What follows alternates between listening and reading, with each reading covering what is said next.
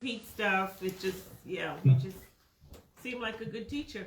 I'm just slightly demented. You what? I think he and Kia need to start their own radio show. Oh, Lord. Oh, my God. All right, I just went live on the Facebook, so I'm checking it. All right, yeah, hey, Facebook folks, we're 5 minutes early. If you're watching this as a recording later, just skip ahead about 5 minutes. It's 6:25 on Wednesday, the 10th of November. We're glad you're here with us. We are also on Zoom. If you want to Zoom with us, go to the Owl Rock group on Facebook, and there's a link in the little pink box below. It says something like, live tonight, November 10, 6:30 EST, the evil one, here or on Zoom, and you can click the Zoom link right below that in the pink box, and you can go to Zoom if you prefer. I mean, the event, I've been thinking about it, Patricia, there are advantages for both. I mean, if you don't want to be seen or heard, go to Facebook, and then you can type something if you want to. Yeah. But you have to realize that I'm going to be holding these things up for you. On Facebook. On Facebook. If you go on Zoom, the advantage is you can talk or not if you want to. You can be seen or not if you want to. And you can see right on your screen the PowerPoint that I'm holding up here for the Facebook people. Where, you know, we could do it in front of the TV, but the problem with using our TV, we found over the COVID period, was that we get a lot of reflection, and the camera, every time I move or Patricia moves, the camera readjusts, and so it gets dark and light and dark and light and dark and light. This is very dark and light and dark and light and this dark is very You're the dark one, I'm the light one. It's very stable over here in terms of the light, so it's working better, even though I have to hold up sheets of paper. Okay, let me check and see how that looks. Hey, Sheila. Hello. Hola. Hola. Box below. Hola. Sorry, I'm late. You are not late. Oh, okay. You're on time. It's 2 minutes till. Oh, cool. Wow. I'm doing a check to And see. who cares if you're late? It's okay. Good. You're not getting a grade here. Everybody gets A for effort. Oh, that's the first A I've ever gotten. Can I have my participation trophy now? No, you have to wait until you're done. To the end. There's no break in that. Oh, Lord. You work first. My mom always said, you work first, then you get paid. That's right. That's right. But Jesus told this parable one time. Uh-huh. Never mind. No, go ahead. Why do people do that? They get you all excited. I know. Hey Sheila. Yes. You know how to keep a Methodist in suspense for 24 hours? Okay, this is a trick joke, right?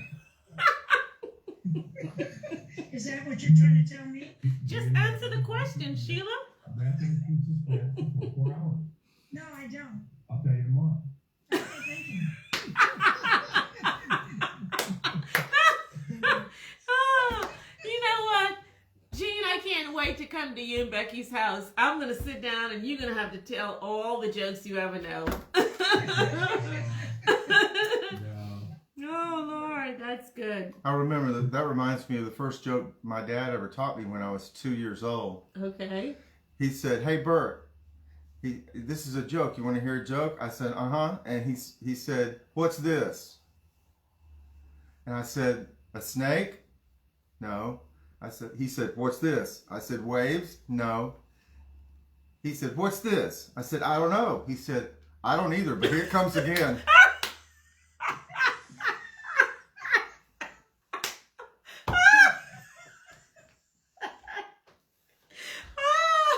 Yay for Bob. Yay for Bob. I vote for Bob. It had to be like 1961.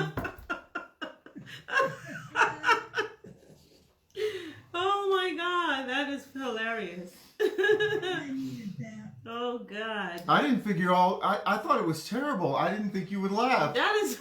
You did like it though. I'm kind of surprised. Oh, Lord. Hey, Kia. Good evening. How is everyone? You? Doing I'm good. well, thank you. Good, good. Good to see you, Kia. Where's Miss Sand? Little Miss Sand. He is doing homework and studying for a test. Okay. Well, tell her we're sending her positive energy and prayers and everything she needs to get through that to pass. Thank you. I will let her know. Mm-hmm. Yeah. Wishing her well. Is it time? It is time. All right, y'all ready? Ready? Oh, it's great to see Debbie here. Welcome back again, Sheila. And Jean's here, and Kia's hiding somewhere. And Dale will probably be back from Italy very shortly. Maybe we'll get him back in here next week. He makes a difference.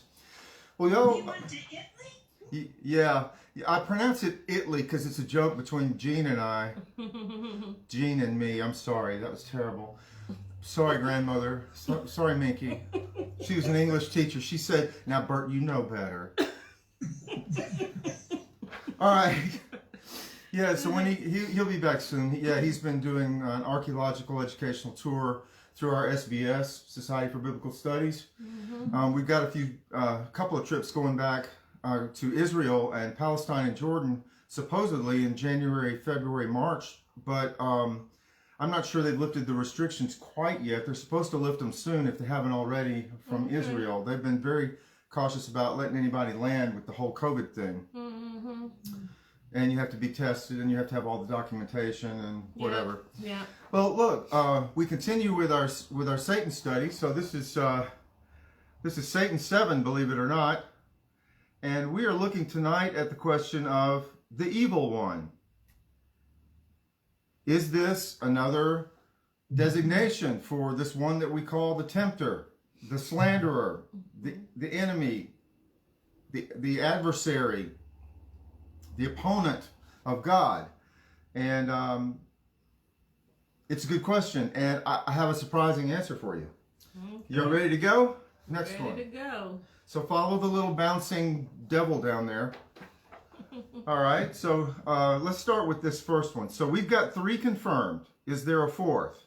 The tempter, the adversary, the slanderer. And we're asking tonight, is, quote, the evil one, unquote, a 4th biblical way to denote the enemy of God referred to in the Bible? All right. It could be anybody. What? She said it could be anybody. Yeah, it could be your neighbor or something. And you shall find that your enemies will be in your own household. And that's right. There Could you be go. own husband. Yeah, it could be. Especially, you know, if he hasn't changed his socks. Okay. So remember, this is a flashback here, a little bit of a reminder that Satan is not a name. It's not a proper noun in the Bible. The Hebrew word in the Old Testament, we're referring specifically to the book of Job. Hebrew ha-satan means the adversary. And the Greek word in the New Testament is right there, tu satana, which means the adversary. And if you want to go back and see why we need to translate these instead of what the most of the translations into English do, which is transliterate or anglicize the words, then you could go back and look at October 13th and October 27th. And these are free. I mean, we're not selling you anything. And just remember, I decided to stop using Satan and the devil because they are transliterations. And there's no exegetical or linguistic justification for not translating them. They've been turned into proper nouns out of tradition, not real translation. So just a reminder of that. Ha-satan. It means the adversary, so I'm going to translate it and say the adversary instead. I'm going to do the same thing with the devil. Again, this is a flashback to remind you why I'm saying the adversary and the slanderer rather than Satan and the devil. So the devil's not a name, or it's used now like a proper noun, but it's not in the Bible. The Greek tu diabolou means the slanderer without justification. Most translators refuse to translate it. It's a tradition. Instead, most anglicize tu diabol as the devil. Notice how they sound alike. That's not a coincidence. Okay? Yeah, it's like tu diabol, the devil. That's just a little reminder. And this is where we're going tonight. All right? We've affirmed the tempter is biblical. The adversary is biblical. The evil one is biblical. I mean, we're asking, the slander is biblical, and is the evil one biblical? Thanks for keeping me focused. Brief, Bert. All right. Here we go. Now, if you can get this, one, you're good for tonight. If you miss this one, you're not good for tonight. So put on your thinking cap and concentrate just for a second so that you get this information. All right. Is there biblical support for translating any of the following as the evil one? Now, if you look in the Bible, none of these have in it the actual word one, as in the evil one. But that doesn't mean that it doesn't need to be there or isn't supposed to be there. This is a very interesting situation. It only says the evil. Okay? It doesn't say the evil one. But that's all we've got, and many, many translators translated the evil one, and I'm going to show you why. At the top here, you can see that we only have 12 times that the evil occurs in the New Testament, only 5 in the Gospel, and only 7 in the rest of the New Testament, all of them in epistles. Now, this is the hard one down here. Concentrate on this for a second and realize that in English, we don't have cases, grammatical cases. In English, the way you tell how to use something like the evil by how it's used in the sentence, where it falls in the sentence. But in Greek and many other languages, including German, which I took a little of in high school, you have cases so that you don't just say the evil. It's not spelled T-H-E-E-V-I-L in other languages. Look, you've got all of these mean the evil. In the nominative case, it's ha panaros. Genitive, tu panaru. Dative, ta panara. Accusative, ton panaron. Those all mean the evil. Well, why are they spelled different? Well, because in Greek, word arrangement, word order doesn't matter very much. It's the case that tells you how to use it and what it means in the sentence. It's just a different kind of language. So if you can get that there are different cases and they're spelled differently, that's really important to understanding whether in the Lord's Prayer, for example, we're supposed to say, and deliver us from evil, or whether we're supposed to say, and deliver us from the evil one. Which is it? Good question. Yep. So the next one. Now in the genitive case, and this is true in the Lord's Prayer. The Lord's Prayer is in the genitive case.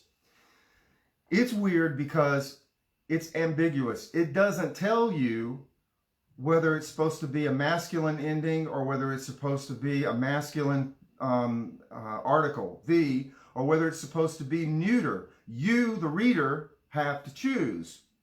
And sometimes it's not clear. And there are so many of them. There are 7.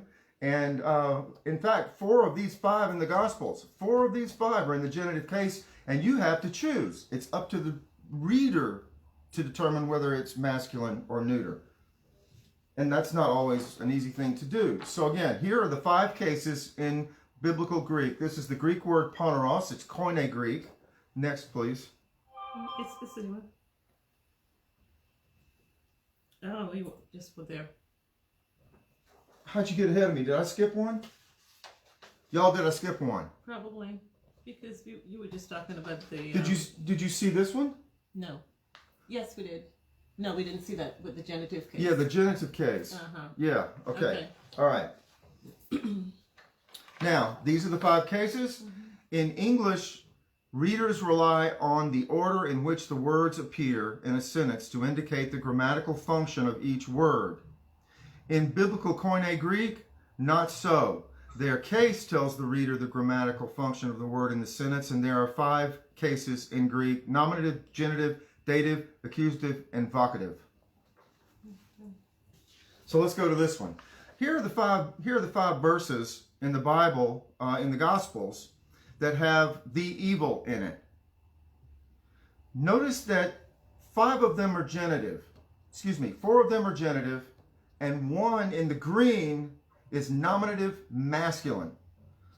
Now, forget about the green one for a second, because we're going to come back to that one at the Lord's Prayer. We'll look at that one, we'll look at the green one next, and then the Lord's Prayer. So we'll do the green one next. But notice all the black ones are identical. They are tu paneru genitive. But genitive is a problem because you don't know whether to use the masculine or the neuter. Let me show you in the next slide. Okay, the New Revised Standard Version chooses and prefers the masculine. It's the ones in the yellow boxes. They changed it to, this comes from the evil one.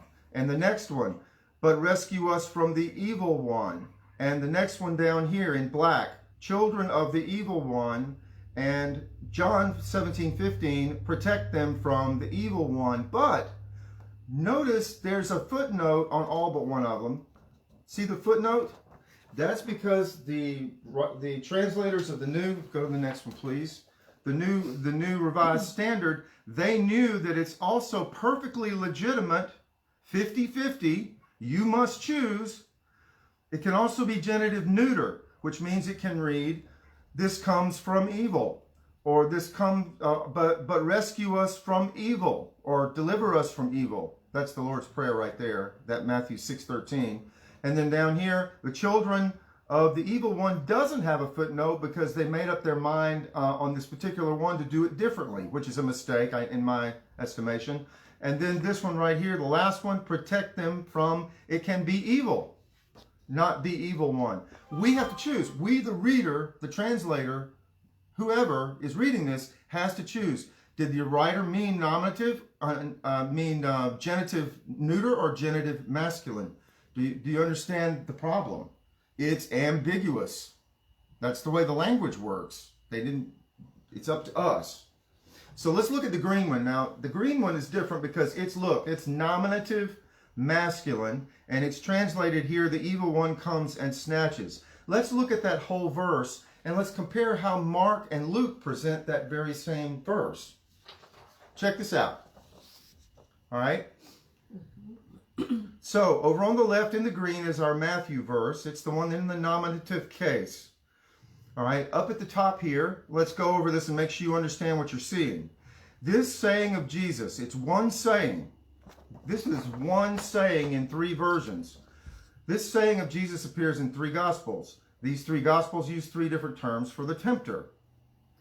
Here we have evidence that all 4 terms are interchangeable. Look at the green one. When anyone hears the word of the kingdom and does not understand it, the evil one comes and snatches away what is sown in the heart. This is what was sown on the path. They chose evil one. Okay, that evil, and that's the nominative masculine. But look at Mark. Mark says that Jesus' quote is like this: these are the ones on the path where the word is sown. When they hear, Satan, translated the adversary, immediately comes and takes away the word that is sown in them. And then read again over here, Luke, the ones on the path are those who have heard. Then the devil, translated the slanderer, comes and takes away the word from their hearts so that they may not believe and be saved. Do you see that Matthew and Mark and Luke chose different titles, the evil one, the adversary, and the slanderer, because they mean the same thing? This is proof that, this is our first proof that the evil one is an appropriate biblical term for the tempter, the enemy of God. But there's more. This next slide just is confirming. Let's go ahead and put it in writing. These are 4 confirmed ways now to denote the agent of evil or the personification of evil referred to in the Bible. Now, what about the Lord's Prayer? We all quote the Lord's Prayer, right? I mean, it's like, and lead us not into temptation, but deliver us from evil. Mm-hmm. All right? So now, look at the top. But is it from evil? Or is it from the evil? Or is it from the evil one? Maybe we haven't been saying the Lord's Prayer right. Let's take a quick look at that because that's important. You might want to know why we say it the way we do and whether we should say it somewhere else. So I looked at 24 versions of the Bible in English. Next, please. And there they are. Notice that 11 these are the translations, and this is how they translated the two words, tu panaru. Okay? The first one, 11 of them chose, but deliver us from evil. 2 of them chose, well, really, 1 of them chose the evil. They included the word the. The next one included the word the, but put the word one in brackets. And these last 2, 11 of them, put the evil one, and 3 of those capitalized the E and the O. Go to the next slide, and let's look at this. All right, you see that what they did on the first line here, these 11 translations, and it includes some important ones like the King James Version, the New American Standard, the Revised Standard Version. It includes some good translations. They put, but deliver us from evil. They dropped the thee. They dropped the thee. Go to the next one. And on these 2, I'm clear what they meant here in Young's literal translation. They just put the evil. Okay, that's literal and that's nominative. But the next one, I put them together just so you could see that the literal standard version, which is a new translation from 2020, it put the one in brackets as if it's implied. So it's trying to get the best of both worlds here. But I tend to include it with the other ones that have the one because the one is there in brackets. So you've got, these don't exactly agree, but you see what they did. They just bracketed the word one. Otherwise, they're the same but for these literal translations. The one is implied. And then on the last one, as you can see on both of these, and there are 12, add them up, there are 12, 8, 9, 10, 11, 12 if you include the LSV, which had the bracketed one. What they did is they added the word one, which means they're taking the masculine. All right, so what does that mean? That means the 24 translations are about 50-50. 12 of them over here, 12 of them chose neuter from the evil, and 12 of them masculine from the evil one.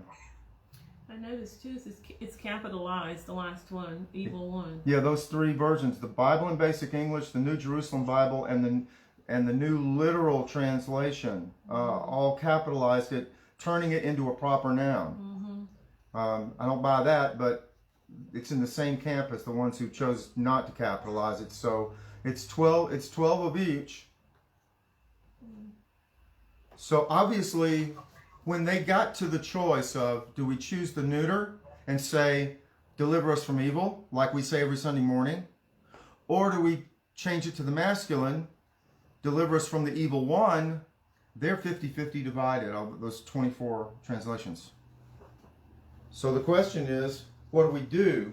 Let's look at it one more time, and maybe you can make up your mind. All right? Deliver us from evil, deliver us from the evil, or deliver us from the evil one. Now, here in the first one, that's the King James Version. They choose the genitive as neuter, but deliver us from evil. Then let's look at Young's literal translation. They also choose the nominative, but include the thee, but deliver us from the evil.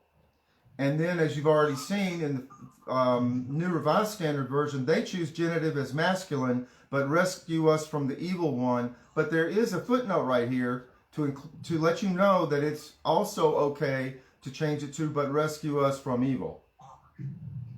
So the genitive case for singular nouns in the Greek can be masculine or neuter. So in Matthew 6:13, tu paneru can mean either masculine or neuter, which means these are our two choices right here. The neuter is deliver us from evil, meaning rescue us from wickedness, or the masculine, which is deliver us from the evil one, which means save us from the tempter. You get it? I think I'm losing my power. I am. I got to go get my cord. So, Patricia, show them the next slide and talk for just a second, if you will. So you can stay here? Oh, you got to run, though. Downstairs? It's downstairs. Unplug it from the wall. It's lying on the ground at the foot of the chair. My battery's dying. If we go dead, we won't lose you, though. We'll just lose me. You'll have Patricia. You just won't have me for a second.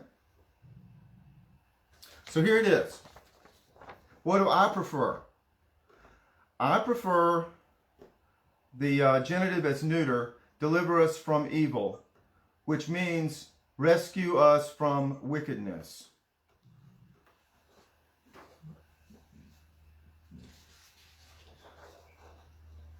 And we need to discuss that, I guess, but let me give you the rest of the New Testament in one slide. These are the other 7 of the 12, and all of them say evil one. All of them say evil one. This is more confirmation, whether in the nominative, genitive, dative, accusative, or of course, vocative. We don't have any, but they all would go with. They all seem to go with the evil one. Now, this one I would probably do differently. I would probably say, and guard you from evil. I might prefer that, just like the Lord's Prayer, but otherwise, okay, thank you. Plug it in quickly, please, before it dies. I saved you. Oh, it's back up. All right.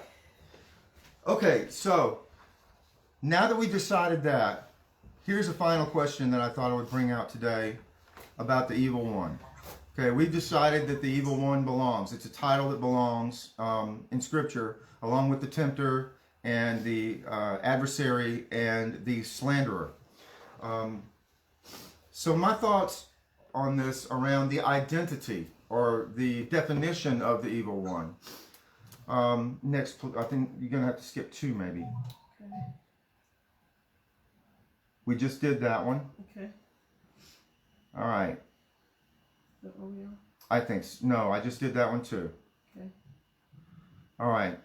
So these are my thoughts. Among Christians, there are 2 basic views of the evil one. Number 1, the evil one is a literal supernatural agent, one who exists, plots, speaks, and acts. Other Christians believe that the evil one is a personification of evil, a human tendency in every person.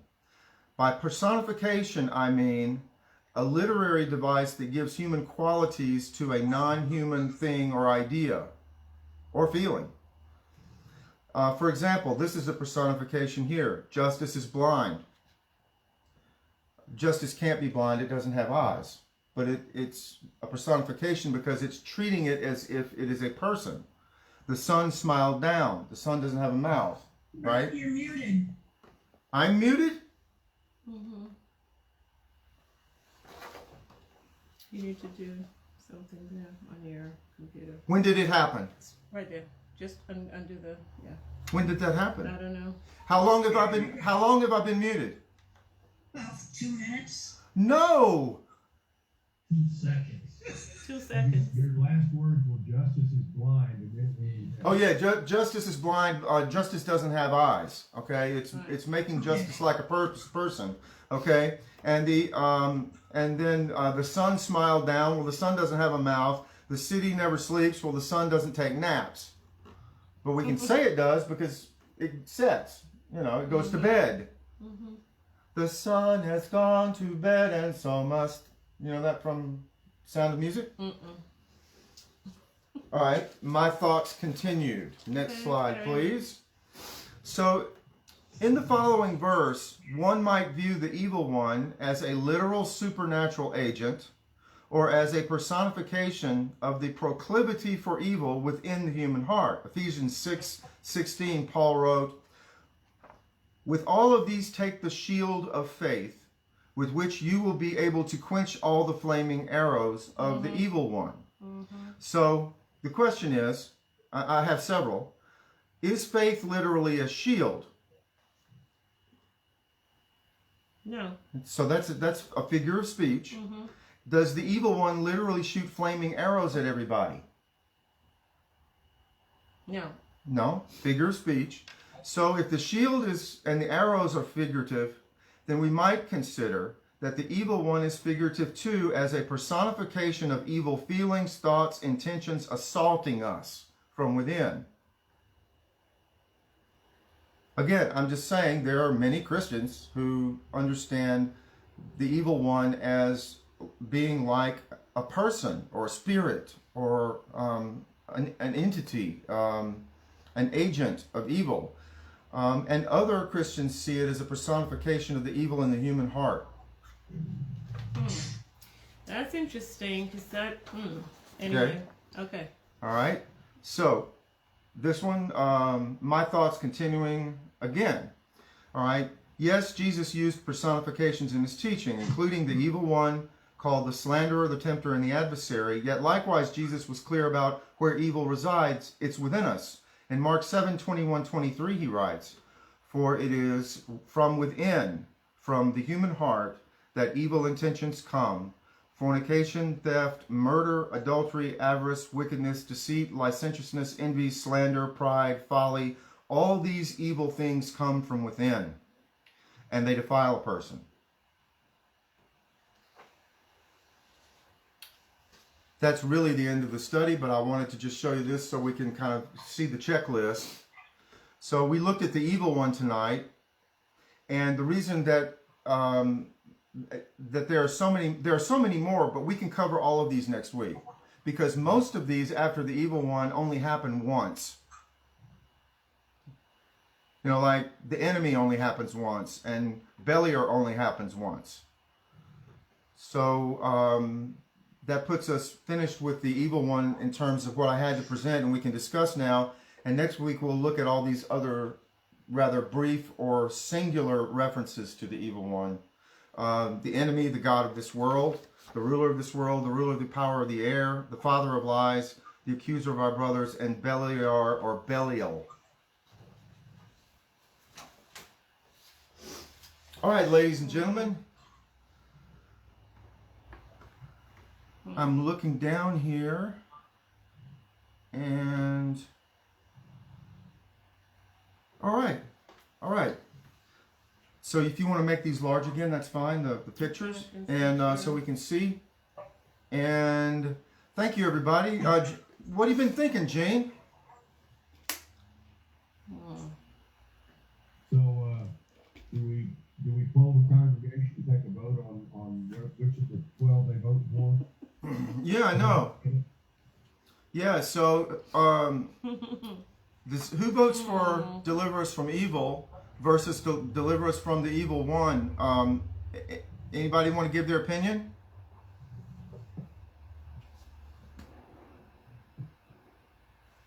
You were saying it again.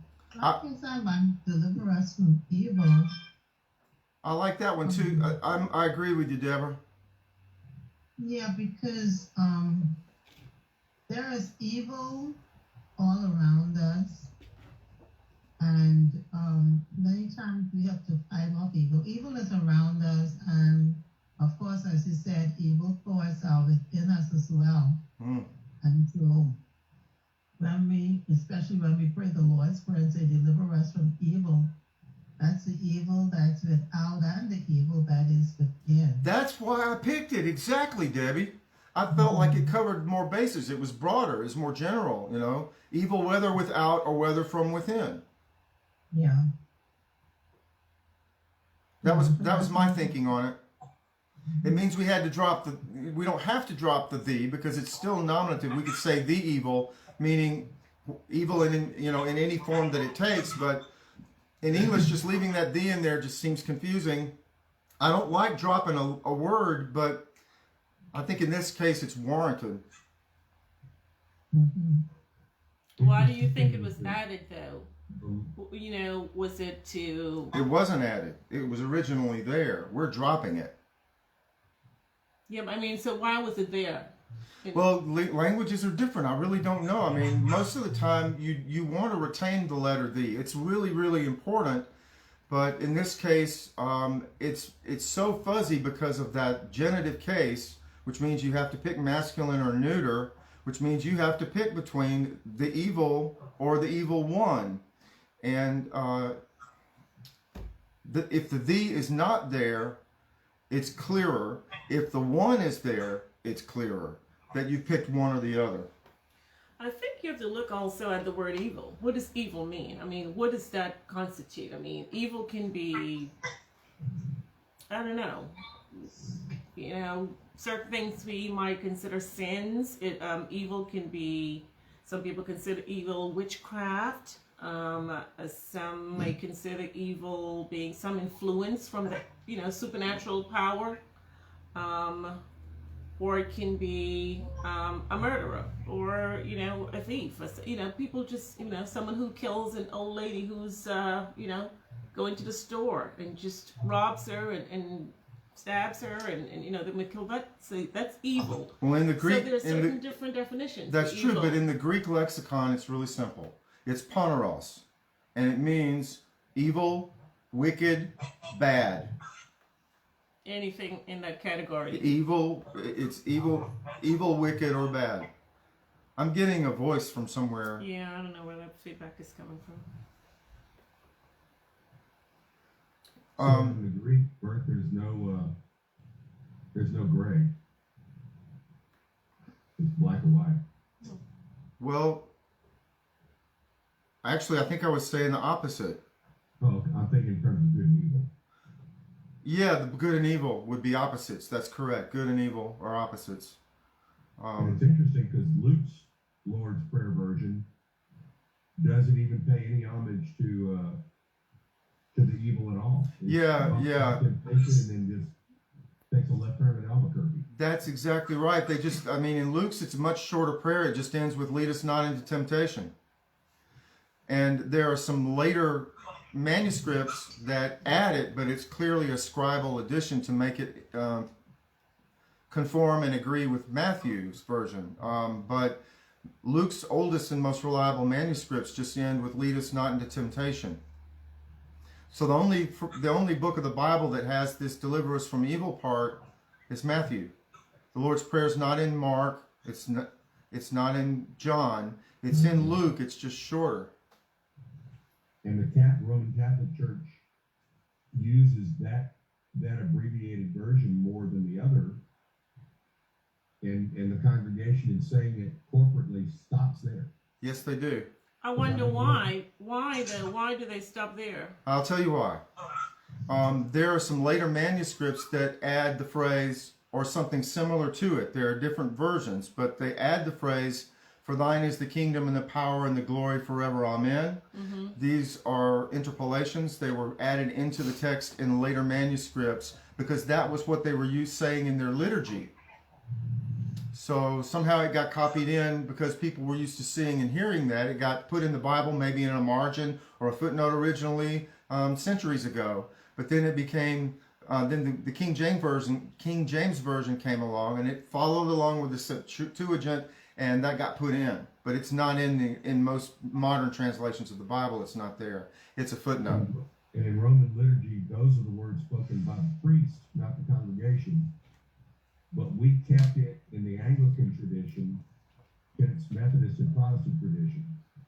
Yes. So I know a little Methodist boy a couple of times that got caught out saying those words in church. Yeah, if you keep going, you're the only one in a Catholic church. Because they stop and suddenly it's like, whoa. And all by yourself, and it echoes throughout the chamber. "For thine is the kingdom." And no one is saying anything. Glory. That's happened to me a few times. Well, that's the best part of the song when you're singing the Lord's Prayer. For thine is the kingdom and the power and the glory forever. Hit that note. Go on up and hit that note.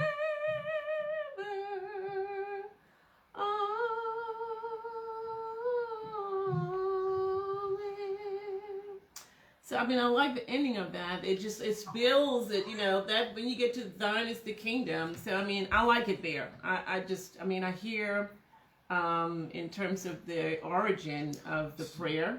Yeah, it's not in the original prayer that Jesus taught, but it is a part of our liturgical history. And it's sort of our own human amen on the end of his prayer. Mm. It's like a coda, if you know any music. Yeah. So I want to go back to the verse in Ephesians that really hit me.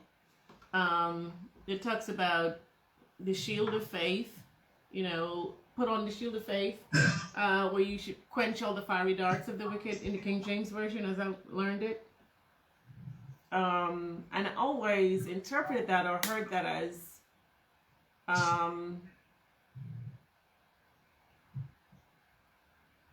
building one's faith so that you'll be able to fight against whatever comes your way. Whatever the enemy throws your way, whatever the adversary throws, or the devil we used comes your way, you'd be able to fight and you'd be able to stand against all of that. And that's how that was always how I interpreted that. And Sure. I think for most of us in our congregation interpreted that way. But now, I mean, listening to it again as a metaphor, the shield of faith, because faith doesn't have a shield, so to speak. I mean, Yeah. So just always taking everything so literal. And why? I mean, we took everything so literal. It's just, so faith, can faith have a shield? I don't know. Faith, think of it as faith as an active defense against the evil intents of one's own heart. How does that sound? Say it again, please. Faith as a defense against the evil intents of one's own heart. Like selfishness and envy. Well, for example, I mean, it mentioned envy. If I told you I was green with envy, I don't mean that I'm green. Yeah, I know. Or red hot. I was red hot. hot. I was red means I was angry.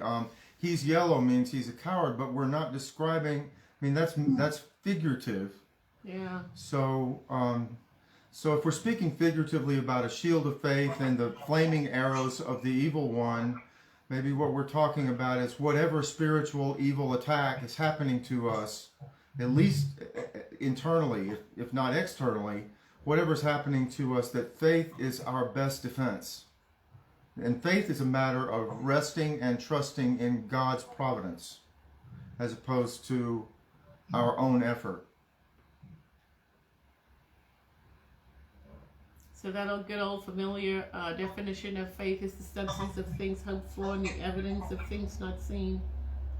That's fine. I mean, it's still a matter of trust. It's a matter of rest and trust. Yes. It's your hope. You're putting your hope in God. That means you're not finagling and worrying and anxiously spinning and churning and that kind of thing. Say that again. I like that version you just said about one's heart, about faith and being. So think of it as a sort of a first line defense against the evil intents of one's own heart. First line defense. And by evil, I don't mean just murder. I mean things like jealousy, things like covetousness. Selfishness, greed, insensitivity, rudeness, arrogance, all the things that Jesus said come from the human heart. There's something about resting in God and trusting in God that creates a nice defense against our own immature hearts that are selfish and anxious. If that makes sense.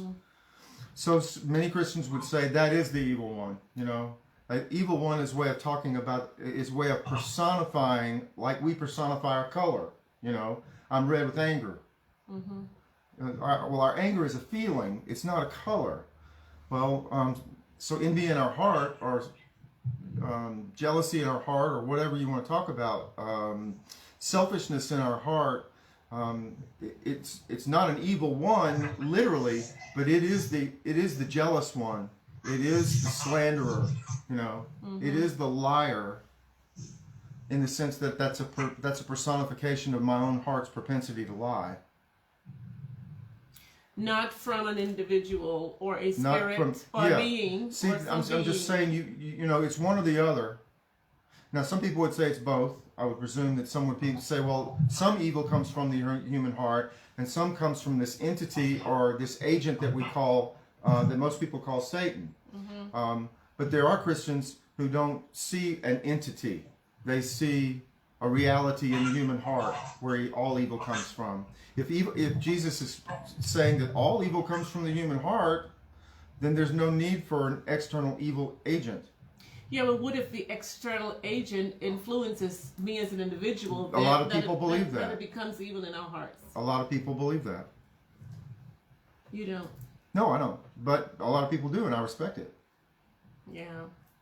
I believe that there's an external evil in the world that influences us, because if I was born a certain way knowing no evil, and just all of a sudden as a 5-year-old I can just kill my mom or something, or kill the cat, where does that come from? How does the evil get in my heart if there's not an external force or evil one that influences me to do that? That's a good point. I want to remind you what I said in a sermon about evil recently, though.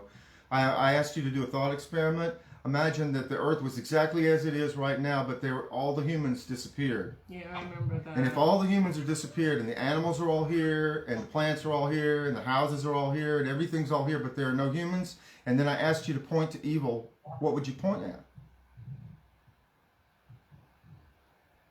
And if you can't find evil when all the humans are gone, then the evil must be somehow with them. That was my word experiment. It's a spirit. Evil is a spirit. That's what a lot of people believe. Debbie, your sister believes that. Mm-hmm. Yeah. So even if all the humans are gone, the spirit can remain roaming the earth. That's true, but he wouldn't have anything to do, would he? Well, he could. Remember, he got in the pigs, and they all ran down the river, and they drowned. It wasn't the river; it was the Sea of Galilee. But yes, down by the river. Okay, in the Sea of Galilee. But yeah, so I mean, yeah, I think it's like a force. It's almost like a supernatural being, entity, spirit. We call it different things, but I believe there is some evil force out there that influences us as human beings, because I think we were born innocent. I know, the scripture talks about us being born in sin, shapen in iniquity, in sin that our mothers conceive us, in the whole nine. But it's like, if I'm just innocent child coming into the world, where does this evil come from in my heart? If it didn't come from somewhere, someone, something to influence us to do the evil. It's in our hearts, but how did it get there? Well, I don't know if you were actually born with the evil. What about sin? Was sin put in your heart by an external force, or is sinful something that comes with being human? So I think we have the sinful nature. Okay, well then why can't we have an evil nature? Well, I guess we can. Yeah. Here's another thought. Mm-hmm. Armor, if you as somebody who's a little bit acquainted with armor, it's not a part of you. It's not you. You put on the armor. Yeah. And it does two things. It protects without and within. Yeah. And sometimes it keeps us from doing stupid things. And sometimes it stops evil, bad things from happening to us. But not always. Yeah. It helps, it protects, ameliorates it, but it doesn't eliminate the evil. The evil's still there. Yeah. And it's done, if you listen to if you go through, I know that's not where we are in that verse, but if you go through that whole Ephesians 6 text, and it says you put it on, it's put on and spoken about and narrated in layers. Mm-hmm. The breastplate of righteousness, The helmet of salvation, the shield of faith, the sword of the Spirit. Yeah, that we may be able to stand against all these wiles of the devil. So, I mean, or of the evil one, or of the adversary. It says evil, right? And I have to go back and dig and make sure I knew which word it used for evil, Bert. We just looked at it. Yeah. Well, we can't go back to it now. Let me hold it up. I'll hold it up. I'll hold it up. No, I'll hold it up. Okay. I'll hold it up. I'll hold it up. It's not the evil one, it's evil.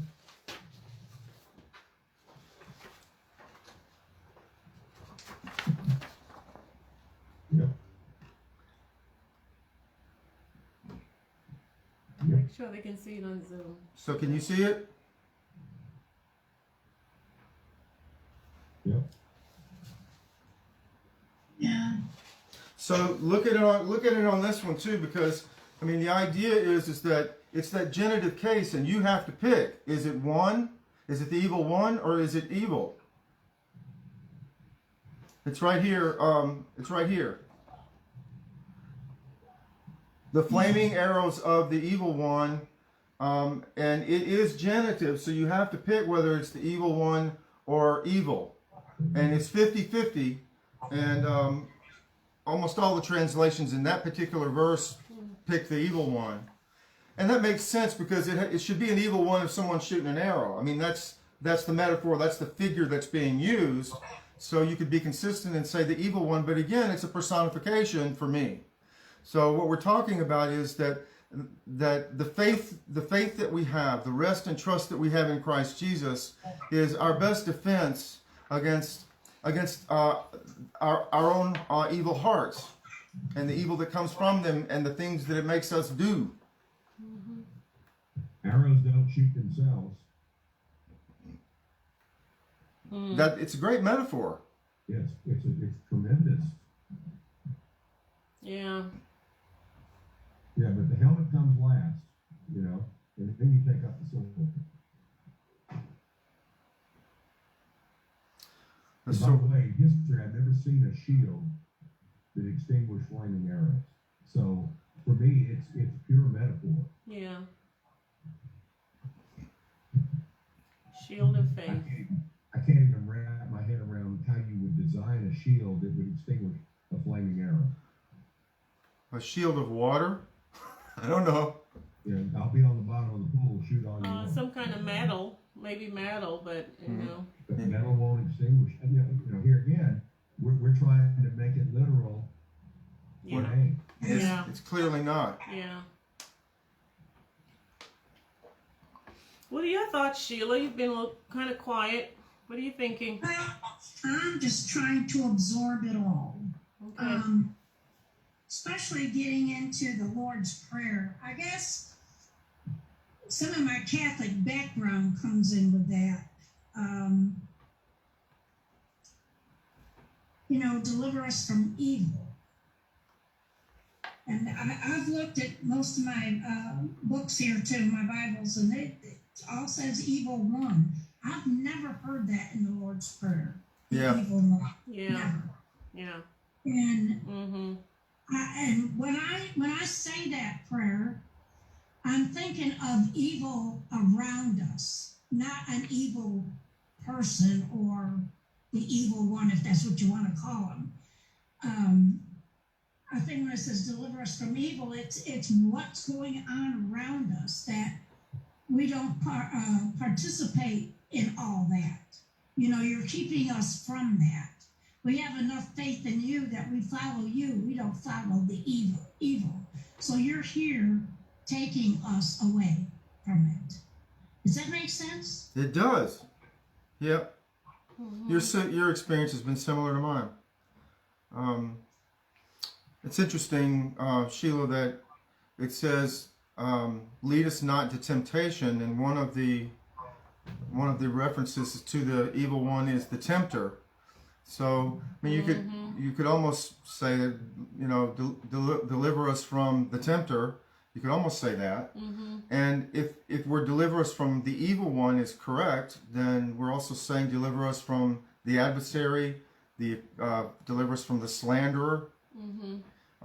So if those words are interchangeable, it might help us to think in terms of those ways in which we are stuck with the disease of sinning and lying, which is about slander, is about lying, even lying to ourselves. We can even have an evil conscience, Hebrews says, that condemns us when God doesn't. So our hearts are fallible. We have a conscience that is a general good rule of thumb. You feel bad when you do something, that you just feel awful when you do something. You feel guilty, you feel remorse. That's normal. But sometimes your conscience will be overactive and it will condemn you when you didn't do anything. So you just feel bad about yourself for no good reason. So you walk around condemned and depressed and angry with yourself and feeling worthless, and that's not healthy spiritually. So again, maybe that's a good way to talk about the shield. Even shielding your heart from itself is something that faith does. I'm thinking about what you said, Bert, about maybe being born with evil. So if we were born with evil, and hence we say in the Lord's Prayer, deliver us from this evil. If I was born with this evil within me, how am I to be delivered? How am I to live? If I want to do better, if I want to do good, then I guess the prayer makes sense in that regard. It does, but plug it into our theology too of the cross. We can't do it. True. Jesus said, you who are evil, you still give bread to your children when they ask for bread instead of a stone. This adulterous and evil generation. You know, he was very clear. I mean, that's what we are. Yeah. It's in us. And the thing is, we can't fix it. So that's what rescue means. That's what deliver means, is, you know, the hope of final deliverance from this body of sin and death that Paul talked about, and from our own brokenness. You know, the cross was about defeating sin and death. You know, the cross and the resurrection are the defeat of sin and death, and those are barriers to our union with God. Yeah. And we have it. I mean, you may call it something else. You can call it, you know, a psychological diagnosis of some kind, and sometimes that's relevant. But I mean, if the whole human race has this thing, you can call it what you want to. Immaturity, codependency. You know, I don't know what they would call it, but the Bible calls it this. It describes it as this sort of disease that we have. Sin with a capital S, the propensity to do bad when we mean to do good, and the inability to do good when we try to will it. That's how the law became the curse for us. You know, we can't do it. The law imprisoned us in disobedience, as Paul wrote. So how do we fix that? How do we do better? Well, of course, the Spirit helps us do better, but we can't fix it. As long as we're in these mortal bodies, we're stuck with mortality and sin. Yeah. But it's not held against us. It's the good news of the Scripture. In Christ Jesus, it's been forgiven. We're redeemed. Yeah. We're still stuck with it, but we're redeemed. It doesn't rule. It's still a part of us. It remains, but it doesn't reign or rule, if you will. Yeah. Becky agrees with you. Becky wrote, I like using evil as you do, Bert. The evil one makes me think of a single being or entity, but we need to be delivered from the evil within us as well as the evil that surrounds us. Sometimes it is hard to tell the difference. Is there a difference? Does it even matter whether we say evil or the evil one? Because if you're a person like me who sees it as a personification, it's just two different ways of saying the same thing. Deliver me from evil, deliver me from the evil one. Okay, I check those boxes. Yeah. And then people who believe that we're talking about some sort of spiritual entity or being that is evil, that thinks and has its own identity, like a person. If you say, deliver me from the evil one, you check that box. If you say, deliver me from evil, realizing that you also have evil in your heart, you can check that box too. It may not really matter, you know, how you see evil. The reality is that it's real no matter what you call it or what your opinion is about where it resides. And that's where Christians can agree. It's real. Whether you believe in a personal entity or a human brokenness that we call evil. Yeah. It's something that resides in our being that's bent on doing wrong and unable to do good. So what's the manifestation, though, of evil? If I do evil, what would that look like? I mean, I heard you say earlier about the, what is your name, man? I'm sorry, I think I'm blanking.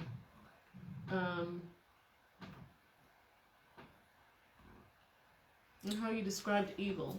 Well, I like the four we've come up with. I like the evil one is one who tempts, one who accuses, one who's an enemy or an adversary. All of those, you know, the one who condemns, the one who lies, and the lies you believe about yourself, the ways you condemn and judge yourself, the ways that you are tempted to do stuff that you know is not healthy for you or for the other people around you. Those are three good ways to define the evil one. The idea of temptation, the idea of false accusation and lies, and the idea that's slanderer, and then opponent or adversary, one who fights against what's best for you or others. Yeah.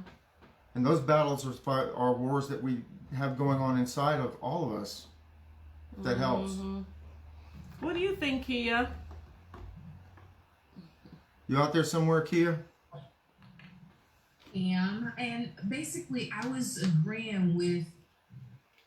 in accordance with Patricia, because with the "the" being added there, my thought was that even if you say "the," it could speak to the spirit, the adversary. It's still relatable, and not removing it. I don't really see the point in removing it, because you can, and it did not have that gender association attached to it when you're speaking of an entity, not necessarily this spiritual diabolical type entity, but an entity as your own spirit, you know, one within. Yes. It could be to something external, like an evil spirited person. You know, you can, and Sam and I were just talking about it, and she was like, so someone on the outside being evil spirited could change, and they can have an evil spirit at one point, see their wrongdoings, change that, and it doesn't mean that it's on a continuum to be consistent in that direction, but being able to change it, and with the word "the" added to it, it's more of an identifier rather than just being a gender association for me and what we're talking about here. Yeah. I like that, and you made me think of something too, Kia. There's also the idea of collective sin or collective evil for things like slavery, or for the concentration camps in Germany, where you know, no one individual might do those horrible things, but when you put people together corporately, evil manifests itself in new ways. Right. And so you have genocide, and you have Catholics versus Protestants in Ireland, and you have Palestinians versus Jews in Israel, and then different, you know, and then in Islam, Sunni and Shiite, and then you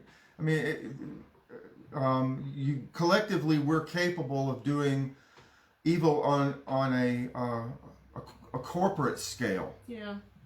That no one person would be responsible for, but that we all can sometimes get drawn into. You know, people say, well, if I had been in Germany, I would have never, you know, done the Nazi salute and been brainwashed and done all those horrible things and supported Hitler and stuff. And I read a study that said there's a 60% chance you would.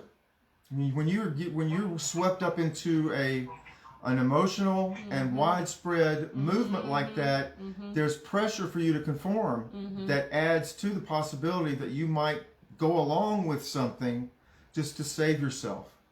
And the same thing happens in churches.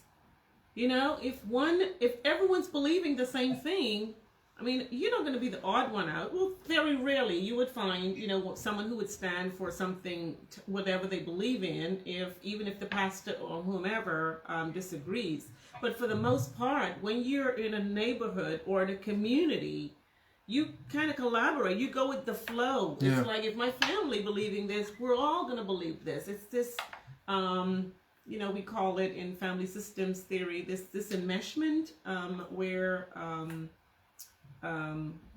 we call it the one person has a thought differentiated. You just have this low pressure to conform. Yes, this low differentiation, and you just go with the flow with everybody else. You're not highly, and very few people are highly differentiated, where they would stand on their own and believe what they believe. And that's dangerous. And they did a study many years ago. I watched the film on it where they got a panel of students, and there was only one that didn't know what was going on. And they read questions, and they would all get it right and agree. And they'd read more questions, and they'd all get it right and agree. And then they'd get to a certain question, and 3 or 4 of them would give the same answer, but it was wrong. So would the person who is not in on it, would he say, no, it's this, and stand by himself? Yeah. Or would he agree with the others so he wouldn't be singled out or weird? Yeah. And 9 times out of 10, that person would not vote his own mind. He would go with the wrong answer because he didn't want to appear stupid or be ostracized or canceled or left out. And that's how that's one of the things that cults, by the way, count on. I've heard Greg Albert talk about the old Armstrong cult and how he was he was in with both feet. And he's ashamed of the fact that he got sucked into that, but it's not that hard for even smart and strong people to get sucked into something like that. And the tragedy is that sometimes it ends like Jonestown, where people will even drink Kool-Aid when told to, that has poison in it, and feed it to their babies in bottles. And think it's God's will, but they're so afraid to stand on their own. And of course, in that case, if they'd stood on their own, they might have been murdered, because those people had guns, and some of them were shot, by the way, trying to escape. Yeah, I mean, I thank God for grace and for the wisdom and the knowledge that I now have to stand on my own, regardless. I've done that in my lot of years, in classes, in seminaries. I mean, my story, Bert. Standing against the professor and said, no, that is not biblical. That's not the truth. No, according to, such and such, it says this, and this is what I believe. And standing by yourself. And it is not easy to do that. Like you said, Bert, it takes a lot of gumption and guts to do that. But there are times when it pays off. If this is the truth, you stand in your truth. If that's what you believe. You might be wrong, but there is something dangerous and maybe even evil about the ways in which a lie can control people. People use lies to control you, and it happens in churches and in a lot of organizations. But it's particularly sad when I see it in the church. And lies about Scripture are often used to control people and keep them afraid and intimidated, and continuing to give and to attend. Yeah. And sometimes people do it just to be liked. They're in a relationship, and I can't imagine, when I first met you, just agreeing with everything you said. Hell no. You never did. I don't remember you ever agreeing with anything I said. No. But some people do it just to be liked, to be accepted, or, for you to think that I'm on the same page. Well, how do you think I feel? I'm sitting here reading Scripture. I know what it says, and I'm being yelled at. by Christians who think they know what it says. Yeah. It's a very difficult position to be in. Yeah. So, I mean, I've gotten kind of used to being alone and standing on my own like that, but at the same time, it's never comfortable. No. No. Yeah.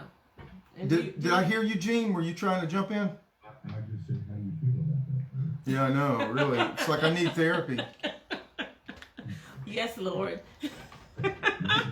Jesus, take him to therapy. Help me, Jesus. Help him, Lord. Yes, He needs you. Come out.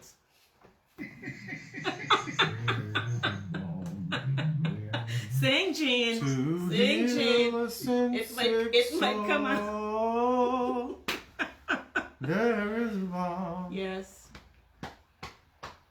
There's room at the cross.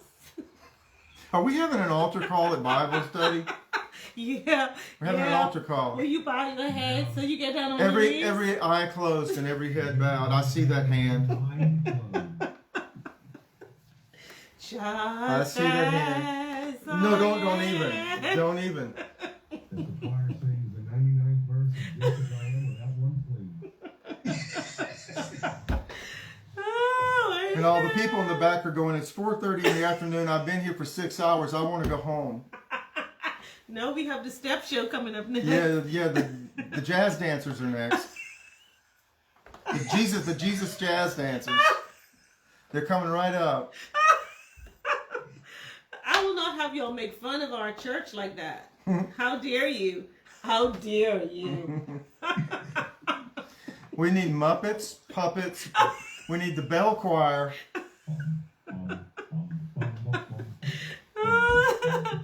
Oh, Lord, the girl. Oh, the Jesus drama group. We're going to have a skit.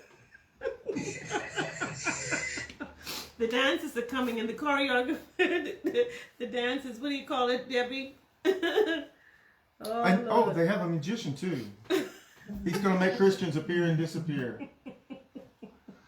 Ladies and gentlemen, we are kind of we're beyond the 7:30 part here, and sometimes we go over. Is there anything else before we go? Something on your heart that you need to share, or something on your mind, or a question that you need to address? If there is, bring it on. We'll stay a minute more. Maybe we need to repeat the Lord's Prayer and deliver me from this evil. This cold is trying to get me down. Yeah, it looks like you're trying to get a runny nose over there. I know. I don't want to give it to you. I'll be all right. So I've had a runny nose before. those who have a line, don't call my name unless you got a line through. A direct line. Those who have a direct line, please call my name in prayer. Oh, Lord. I do hope you all will have a wonderful evening and a wonderful week ahead. I'm especially grateful to your participation, Debbie and Kia and Sheila and Jean on Zoom with Patricia and I. Thank you so much. And Becky, who's with us every week. And Becky, who's typing stuff to us to keep us straight from the bedroom. She's keep. Oh, you're not home though, Jean. You're at your office still. Oh, she's in the background. I see her. She's behind you. Probably talking on the phone. She's watching you on a tablet.